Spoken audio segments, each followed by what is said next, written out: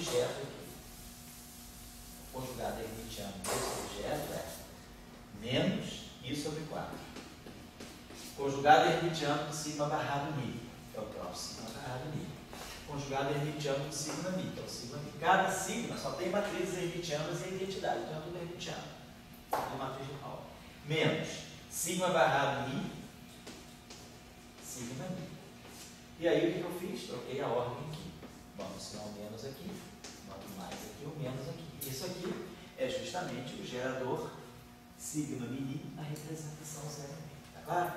Então, os geradores do grupo de Lorentz na representação meio zero são os conjugados hermitianos dos geradores do grupo de Lorentz na representação 0,5. Então, essa é a relação. Então, isso significa o seguinte, vamos pegar essa relação, depois eu volto a ela. Então, vamos explorar um pouquinho mais essa relação. Então, essa relação está me dizendo o seguinte, que se eu pegar o gerador, qualquer gerador sigma mini na representação meio zero, e tirar o conjugado hermitiano de qualquer um deles, isso aqui vai me reproduzir o gerador sigma mini, porém, na representação zero. Então, o conjugado hermitiano, ele muda a representação, certo? Observar. Então, o que é o conjugado hermitiano? É o transposto do estar. Então, essa relação também pode ser escrita assim: sigma mini meio zero. Quando eu pego o conjugado hermitiano, eu tirei. Na verdade, eu fiz isso. Tirei o complexo conjugado e depois transpus. Então, significa que se eu tirar o complexo conjugado aqui, na verdade, isso aqui é isso aqui. Ó. Isso aqui é esse objeto, complexo conjugado e transposto. Igual aquele lado direito. Então, se eu transpuser agora os dois lados dessa equação, o transposto sai daqui. O transposto do transposto é o próprio. E me dá isso aqui. Sigma mi, 0,5. Então, tem essa relação. Os conjugados hermitianos dos geradores na representação meio zero correspondem aos transpostos na representação 0,5. Certo? Só para marcar essa relação para baixo. Muito bem. Vamos explorar isso então. Isso aí nós construímos por construção, isso tudo está saindo. Vamos fazer agora a seguinte operação. Vamos voltar a fazer o que eu estava falando. Então, se nós pegarmos, vou apagar isso aqui então.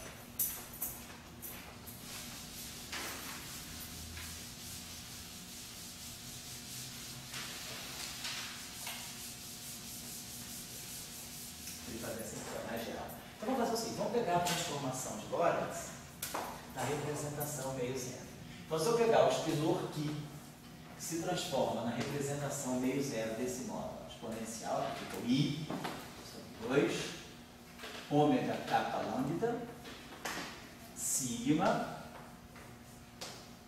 meio zero, só para a gente lembrar, kappa lambda, atuando em Q, certo?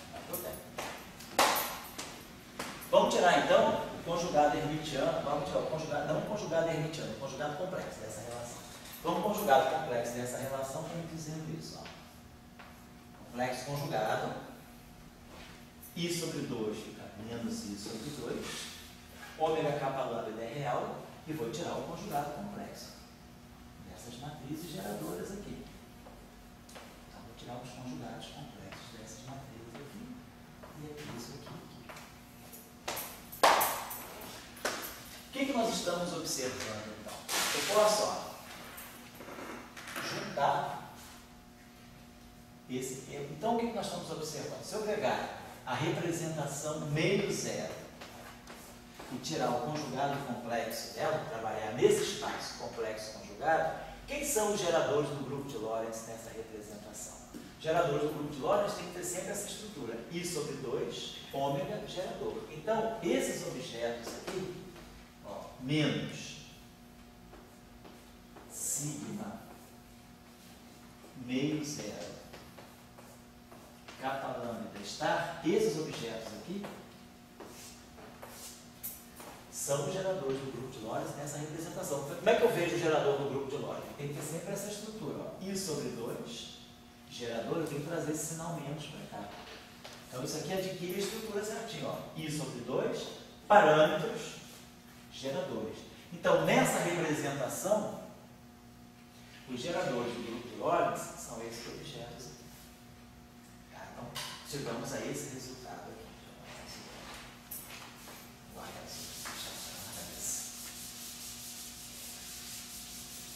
Então, na representação meio zero estar, nós temos que os geradores do grupo de Lorentz são esses objetos aqui. Muito bem. Vamos fazer agora a seguinte opção. Agora, esses objetos que estão aqui, eles, na verdade, são sigma meio zero. Isso aqui quem é? Isso aqui é a mesma coisa que menos sigma zero meio mi, capa lambda, transposto. Né? Olha aquela relação que eu acabei de apagar. O sigma meio zero capa lambda estar é o sigma zero meio capa lambda transposto. Então, o sinal menos se mantém aqui. Né? Por quê? Porque esses objetos aqui, o hermitiano conjugado dele, olha aquela relação que eu tinha lá. O hermitiano conjugado do meio zero é o próprio zero meio. Então, o meio zero estar é o zero meio transposto. Então, nessa representação meio zero estar, os geradores do grupo de Lorentz são essas matrizes aqui. São os geradores do grupo zero meio mais transpostos. Então, está tudo assim, automático, não é só automatrização. Vamos ver agora um conceito que talvez possa ser novo para vocês, que é o conceito de equivalência de representações. Vamos seguir isso aqui. Se nós conseguirmos mostrar que, por exemplo, para um grupo de Lorentz, para um grupo qualquer, se os geradores, né, numa representação, se eu tiver uma relação assim, em que os geradores, aqui, então nós estamos observando, cara, deixa eu colocar isso aqui, então, esses objetos aqui são sigma zero meio transposto, né? Tá certo. Então, se nós tivermos esses objetos aqui transpostos, ó, GA transposto, um sinal menos. Então, nós temos esses geradores aqui. São geradores, pegando esses geradores na representação zero meio. Deixa eu fazer de uma outra forma. Só porque eu queria encurtar etapas para não ficar enchendo vocês de muita coisa. Só deixa eu ver o que eu posso fazer agora. Vamos fazer o seguinte. Vamos comparar com a representação zero meio. O que é a representação zero meio? A representação zero meio para nós é isso aqui. Que linha igual a exponencial de I sobre 2, parâmetros ômega capa lambda, geradores sigma zero meio capa lambda, tudo isso atuando em psi. Isso aí não caracteriza a representação zero meio, os geradores da representação zero meio. Gostou?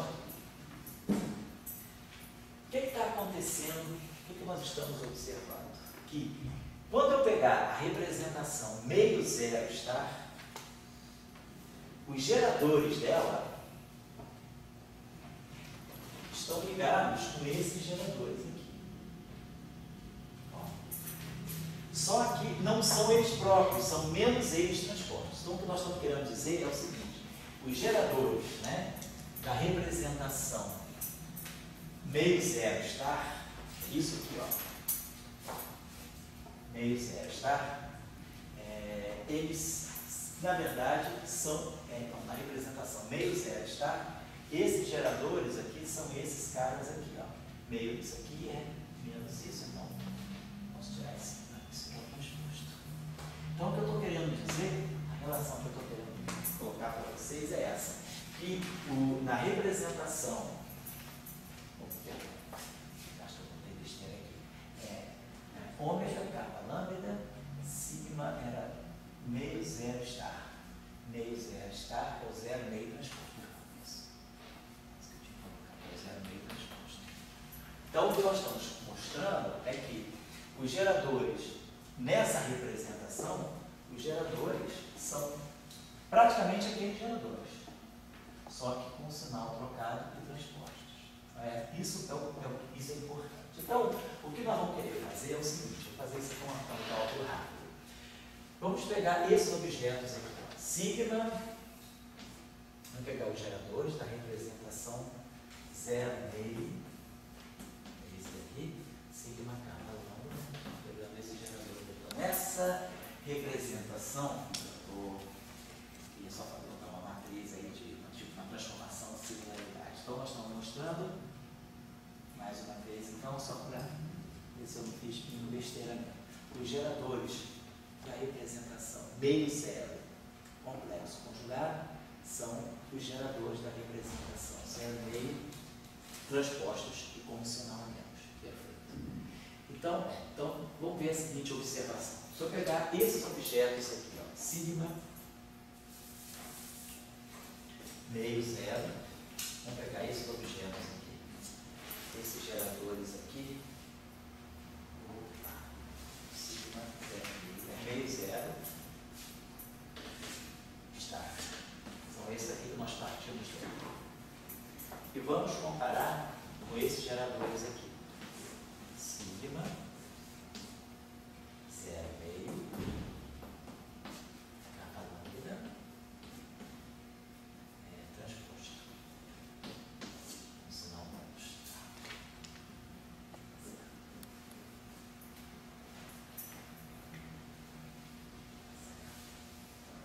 Ele comparar os geradores da representação meio zero estar, deveria ser meio zero estar, vai nesses caras aqui, que seria equivalente a 0,5. Meio zero estar, que é aqueles que estão lá, eu vou querer comparar com esses caras aqui que são do 0,5. Vamos fazer isso aqui, vamos comparar isso aqui, vai ser mais negócio comparar isso aqui.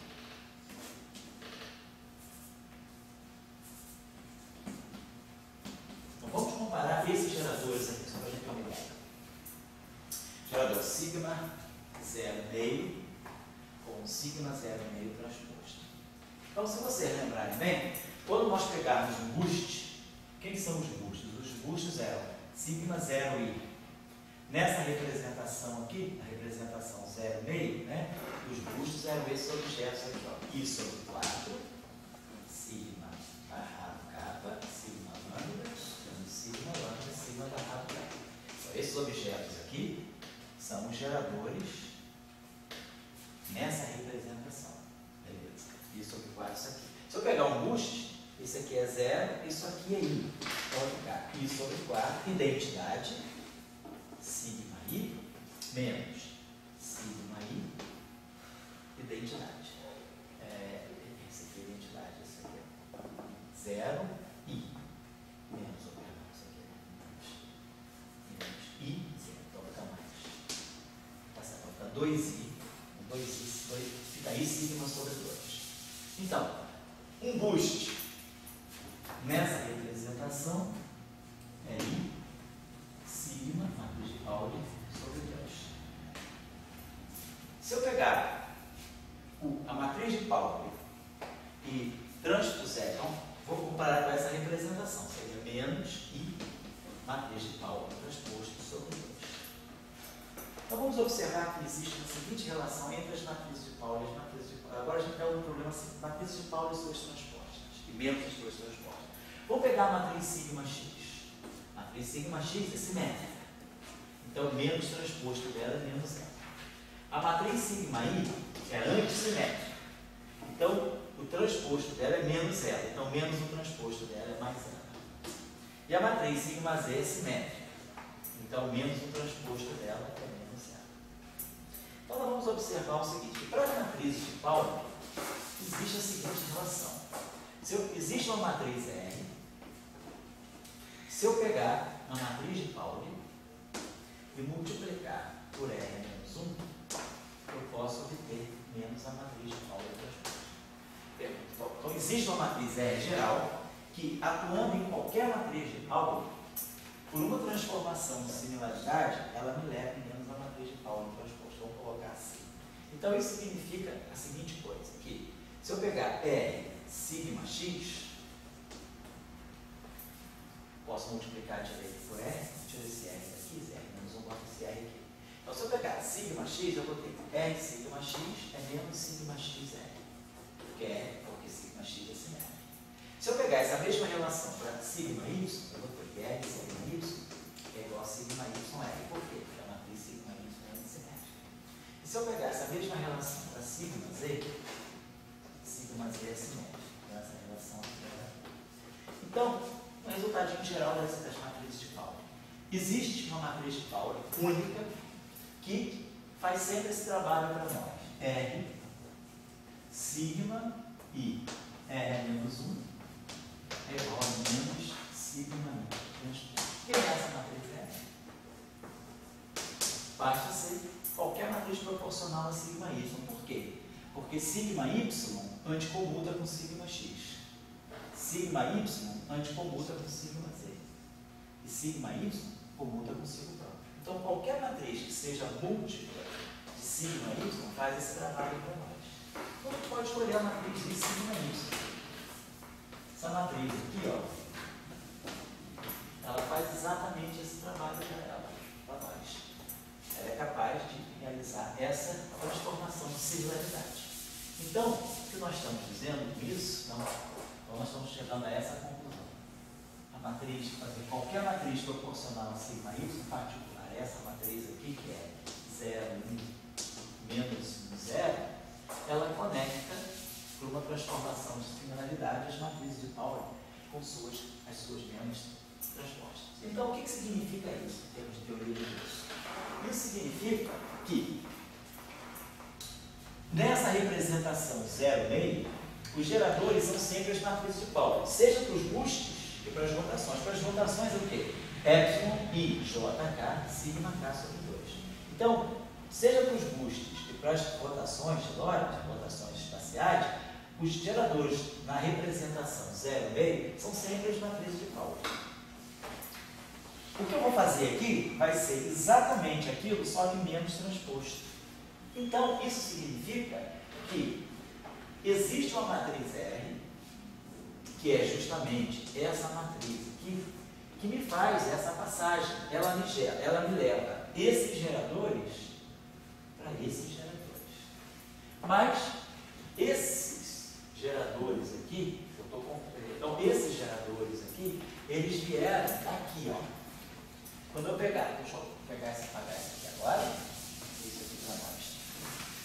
Já está acabando. A observação importante para nós é essa aqui. Então vamos voltar aqui, isso. Então vamos botar isso aqui, ó. Menos isso, 2. Voltar. Isso aqui, quando a gente pegou a representação meio zero, tirou o conjugado complexo dela, ficou menos i sobre 2, ômega capa lambda. Os geradores na representação meio zero, capa lambda, conjugados complexos, e aqui o que está. Nós tínhamos feito essa operação, muito bem. Mas aí agora o que nós sabemos é que esses objetos aqui são os próprios sigma 0, meio, capa lambda, transposto. Então, se eu pegar essa matriz aqui, vamos fazer o seguinte, vamos multiplicar essa matriz aqui, ó, R, que linha está? Vamos colocar essa matriz aqui, ó, R, exponencial, de I sobre 2, ômega capa lambda, menos, vou fazer esse menos aqui dentro, sigma, 0, meio,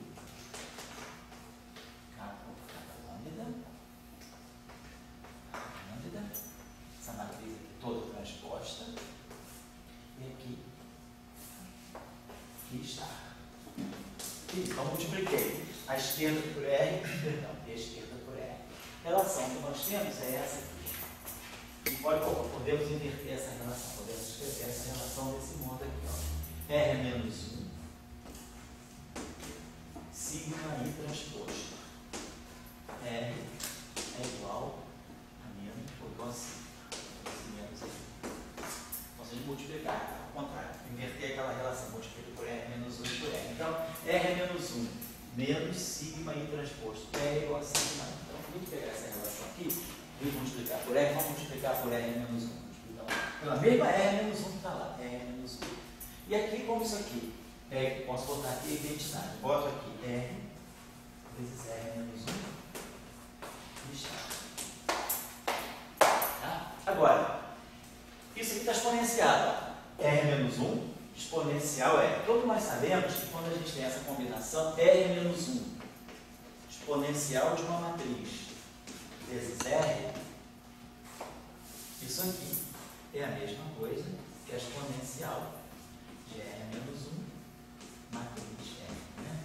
Eu posso trazer esse R para exponencial. A razão é simples, né? Se eu expandir aquela exponencial, aquilo lá é 1 mais N mais N2 sobre 2 mais N3 sobre 3 e assim vai. Estou expandindo a exponencial. Se eu tiver esse R a menos 1 aqui e esse R aqui, sanduichando a exponencial, ó, esse R a menos 1 aqui, bate com esse R, posso colocar então para R a menos 1 é. Que é o que é a identidade, tá? Então isso aqui continua sendo a identidade. Mas esse primeiro termo aqui, ele vai pegar o R menos 1 e o R. Esse termo aqui é quadrado. Ele é NN. Então, como eu vou colocar um R menos 1 à esquerda e um R menos 1 à direita, eu posso colocar aqui a identidade R menos 1R. Então isso fica, R menos 1. Então isso fica R menos 1 MR, R menos 1 MR, que dá o quadrado de R menos 1 MR. Então, essa grandeza, essas duas matrizes, quando elas estão sanduichando no exponencial, nada me impede de subir com essas duas matrizes para o exponencial, porque se eu expandir isso e colocar isso e isso, é exatamente igual a expandir isso aqui direito. Então, eu posso, nessa relação aqui, subir com esse R menos 1 para cá e subir com esse R para cá. Bom, mas aí nós acabamos de ver.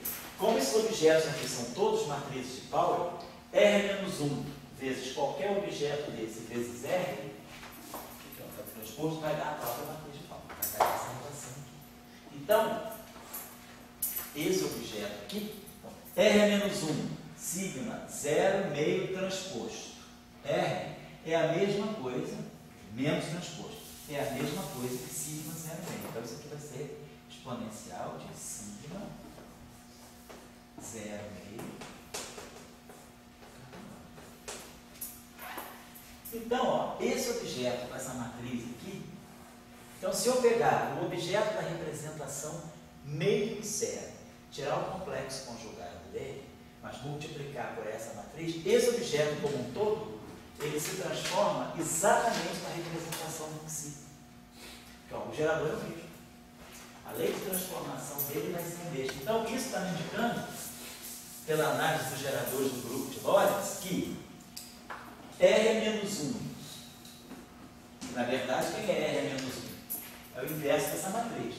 I a menos 1 é 1 sobre I, que é menos I. Sigma I sobre menos 1 é sigma I. Essa matriz aqui inverte essa. É só multiplicar uma pela outra que dá a identidade.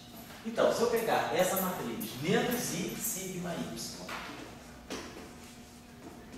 e multiplicar por um espidor que está na representação meio estar, esse objeto como um todo, ó, ele se transforma na representação 0 meio. É exatamente igual ao psi. Então, esse objeto aqui é equivalente ao psi. A menos, quer dizer, eu estou querendo dizer isso aqui. Esse é o conceito de equivalência de representação. Eu tenho duas representações distintas. Essa representação aqui não tem nada a ver com a representação psi. Mas se eu pegar o que, tirar o conjugado complexo e multiplicar por menos I sigma, ó, essa matriz aqui, quem é? Ó?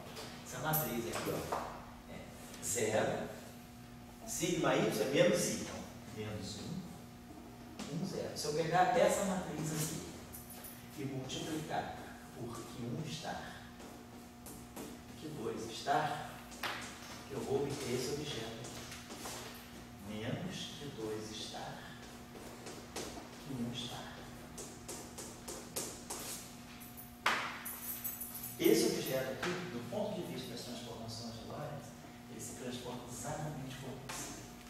Está na representação. Então, esse objeto aqui, ele se transforma exatamente como se fosse um Psi1, Psi2. Por quê? Porque está na mesma representação. O gerador, se eu fizer uma transformação de Lorentz nesse cara, ele vai ver as transformações de Lorentz nesse gerador. Se eu fizer uma transformação de Lorentz nesse cara,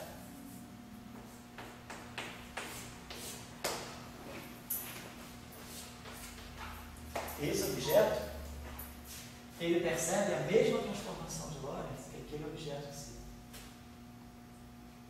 Então, isso significa, do ponto de vista da relatividade especial, que a representação meio zero complexo conjugada é equivalente à representação zero meio.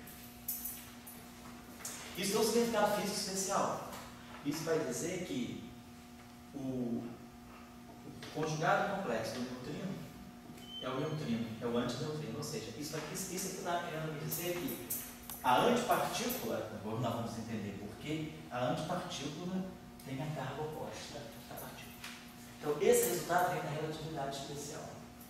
Então, a ideia que nós estabelecemos ali foi que a representação meio zero do grupo de Lorentz, complexo conjugada, é equivalente à representação zero. Isso vai ter uma consequência fundamental para a gente entender, segundo o Dirac, de 1928, o que é o nosso curso de eletromagnetismo.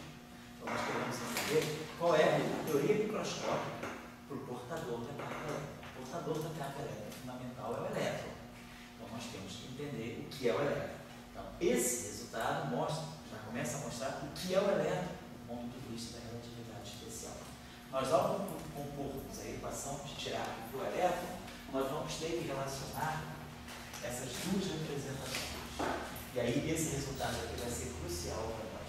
Saber que o complexo conjugado dos objetos que estão nesse espaço, se nós pegarmos esses objetos e compusermos com essa matriz, no fundo, eu estou nesse espaço. Então, é isso que esse resultado está dizendo. Esse espaço vetorial complexo conjugado, as transformações de Lorentz que vivem aqui, são as mesmas que vivem aqui. As transformações de Lorentz que vivem aqui são diferentes dessa. Mas se eu pegar esse espaço aqui e tirar o conjugado complexo dele, as transformações de Lorentz aqui passam a ser exatamente as que tem aqui por causa dessa relação. Certo? Olha esse resultado comparando por aqui. Então, na próxima, isso pelo seguinte, nós vamos então ver que nessa representação aqui, na próxima aula, nós vamos começar a escrever a equação de Weyl. Nós vamos ver que essa representação aqui, ela pode descrever exatamente o neutrino. E essa representação aqui vai descrever o antineutrino. E aí, como essa representação aqui é equivalente ao conjugado complexo dessa aqui, então a gente vai ver que o neutrino e o antineutrino ele tem que ter alguma carga oposta. Não é carga eletromagnética, mas algum número pode ter um número eletônico. Mas na hora do elétron, a gente vai ver que essa relação aqui ela vai ser importante para dizer que a carga do pósitron é o oposto da carga do elétron, como a gente já espera. Mas isso aí está na base da relatividade especial. Por isso que apareceu, por isso que Dirac pôde prever a antipartícula. Porque do momento que ele tinha o elétron, a relatividade especial dava a ele a chance de ver que existia o pósitron também.